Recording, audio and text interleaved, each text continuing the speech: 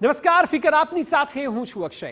વારે વારે ભોજનમાં જીવાત અને હોટલની બેદરકારી વગેરે ન્યૂઝ જોઈને તમને એવું લાગતું હશે કે અમે તો ભાઈ સારી અને જાણીતી બ્રાન્ડની રેસ્ટોરાંમાં જ જમવા જઈએ છીએ, એટલે અમારે આ હાઇજીન કે ફૂડની ક્વોલિટીની કોઈ ચિંતા નથી.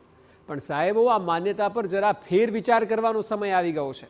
કારણ કે અમદાવાદની અનેક રેસ્ટોરાં અને જાણીતી બ્રાન્ડની ફ્રેન્ચાઇઝીમાં અખાદ્ય ખોરાકથી લઈને ભોજનમાં જીવાત મળી રહી છે. આ અહેવાલ જોઈ લો અને પછી તમે જાતે નક્કી કરો કે આ વીકેન્ડમાં જમવા ક્યાં જવું છે અને જવું પણ છે કે નહીં.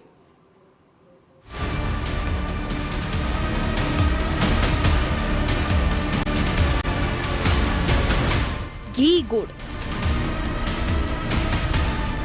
નામ મોટું છે અને આ જ હેલ્ધી વિચાર પણ સારો છે. પણ હેલ્ધી જમવા માટે હેલ્ધી વાતાવરણ, હેલ્ધી ફૂડ, રેસ્ટોરન્ટ પણ હોવા જોઈએ ને. પણ આપણી કમનસીબી છે કે બધે જ કાગડા કાળા, મતલબ કે નામ બડે और દર્શન છોટે. એક રેસ્ટોરન્ટની આ વાત નથી, બલ્કि 4 જાણીતી બ્રાન્ડ્સ અને ફ્રેન્ચાઇઝીની વાત છે.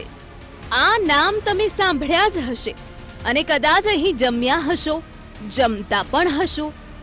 અમદાવાદની જ આ 4 બારીઓ જુઓ, જેમાં આપને પહેલા તો ઘી ગુડ રેસ્ટોરન્ટ પ્રહલાદનગર દેખાશે કે જેને વાસી ભોજન અને ભોજનમાં જીવાત મળી આવી હોવાના કિસ્સા અંતર્ગત સીલ કરવામાં આવ્યું છે. એ સિવાય બીજા દ્રશ્યો છે અંકલ ડોનાલ્ડ પિઝા, જે બોડકદેવ શપથ 3 ખાતે આવેલું છે. અહીં પણ પિઝામાં જીવાત મળતી હોવાની લોકોએ ફરિયાદ કરી હતી.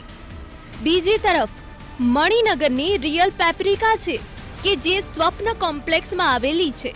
અહીં રસોડામાં ભારે ગંદકી જોવા મળી હતી. તો વળી મણિનગરના જલારામ પરોઠા હાઉસમાં તપાસ દરમિયાન જીવાત મળી હતી. આ 4 મોટી ખાણીપીણીની બ્રાન્ડ છે. હવે જ્યારે નાની જગ્યામાં પણ ખાદ્ય પદાર્થમાં ગેરરીતિ ન ચાલતી હોય તો આ તો 4 મોટા માથાઓ છે. અહીં આટલી લાપરવાહી એ તમારા મારા જેવા ગ્રાહકો સાથે સૌથી મોટી છેતરપિંડી નથી તો શું છે?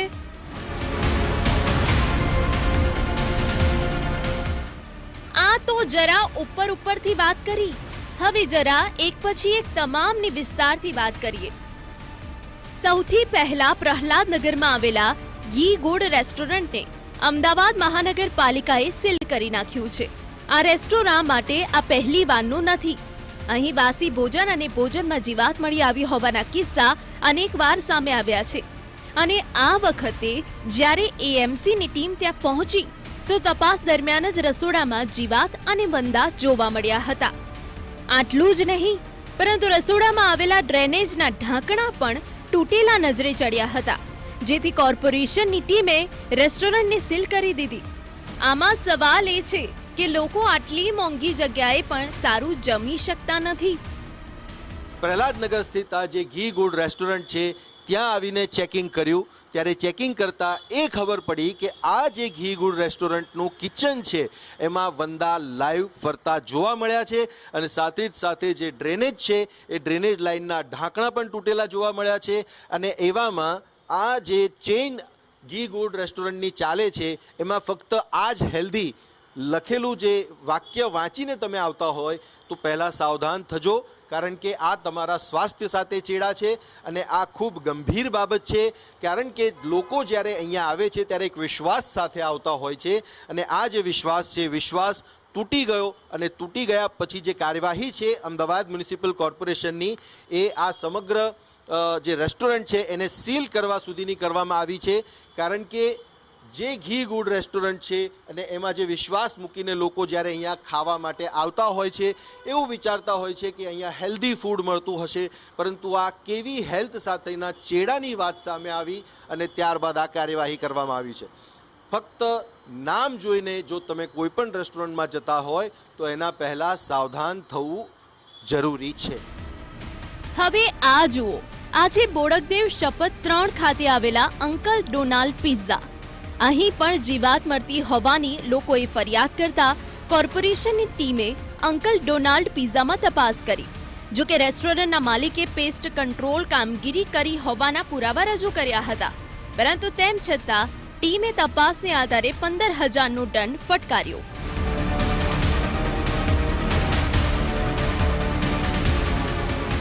હવે આ તરફ મણિનગર આવો. અહીંના સ્વપ્ન કોમ્પ્લેક્સમાં આવેલા રિયલ પેપ્રિકાના રસોડામાં પણ ભારે ગંદકી જોવા મળી. ફરિયાદો અનેક ઉઠી અને ત્યારબાદ મ્યુનિસિપલ કોર્પોરેશનની ટીમે તપાસ હાથ ધરતા ફરિયાદો સાચી સાબિત થઈ. આ મામલે આઉટલેટને 15,000નો દંડ ફટકારવામાં આવ્યો તેમજ ગાર્લિક પેસ્ટનો નમૂનો લઈને તપાસ માટે લેબોરેટરીમાં મોકલવામાં આવ્યો હતો. મણિનગરના જ મહેતા ભવન પાસે આવેલા જલારામ પરોઠા હાઉસ ખાદ્ય પદાર્થમાંથી પણ તપાસ દરમિયાન જીવાત મળી હતી. આ એકમે પેસ્ટ કંટ્રોલ પણ કરાવ્યું ન હતું. કોર્પોરેશનની ટીમે અહીંની દાળ અને મંચુરિયનના નમૂના પણ લીધા હતા. એટલું જ નહીં, જલારામ પરોઠાને તાત્કાલિક બંધ કરવા ક્લોઝર નોટિસ પણ અપાઈ છે.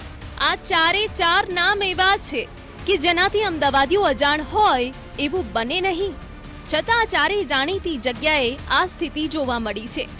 હા, પણ અમે એવું નથી કહી રહ્યા કે આ બ્રાન્ડની તમામ ફ્રેન્ચાઇઝી આવી જ હોય. ના, એવું નથી. પરંતુ સવાલ એ છે કે ભોજનના સારા એવા રૂપિયા વસૂલો છો તો ક્વોલિટીનું ધ્યાન કેમ નહીં? પૂરા રૂપિયા લીધા પછી લોકોના સ્વાસ્થ્ય સાથે ચેડા કેમ? કોર્પોરેશને પણ માત્ર થોડો દંડ ફટકારીને કેમ જવા દે છે? રેસ્ટોરાંઓ સામે દાખલારૂપ કડક કાર્યવાહી કેમ નથી થતી? નામ પૂરતી કાર્યવાહીથી તો રેસ્ટોરાંને ફાવતું નહીં જડે. ફરીથી ગડબડ નહીં કરે એવી શું ખાતરી છે? આ સવાલો અને આ અહેવાલથી બાકીની રેસ્ટોરાંની આંખ ઉગડે તો પણ આ પ્રયાસ લેખે લાગશે. બાકી તો તમારા સ્વાસ્થ્યને બગાડતી ફૂડ પોઈઝનિંગથી માંડીને કેન્સર જેવા રોગ થઈ શકે એટલી બેદરકારી દાખવતી આવી રેસ્ટોરન્ટમાં જમવા જવું કે નહીં એ તો હવે તમારે જ નક્કી કરવાનું છે. સચિન પાટીલ સાથે રોનક વર્મા, TV9 અમદાવાદ.